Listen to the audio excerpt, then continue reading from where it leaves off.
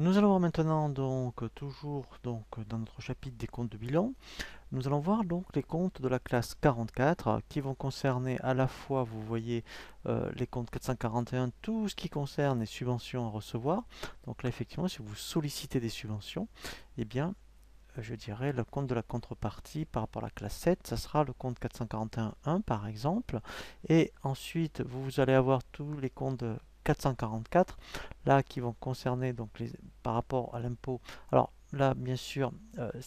vous avez une activité commerciale, hein, et ensuite, toujours pareil, si vous êtes assujetti à la TVA, alors là, je vous invite à consulter la formation sur EBP Compta Association Pro, puisque d'origine, ils n'y sont pas, hein, les comptes de TVA déductibles et collectés, mais ce sera ici qu'il faudra donc les créer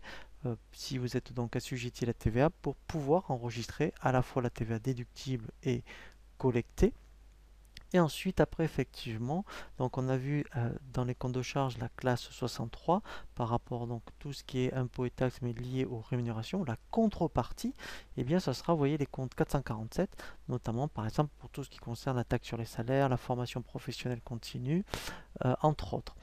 Voilà, donc là, effectivement, tous les comptes 44 et 447 concernent donc tout ce qui est État et impôts, hein, donc ce sont la contrepartie donc des comptes de la classe 63. Il nous reste donc un dernier chapitre à voir sur les comptes de bilan qui va concerner donc les comptes financiers.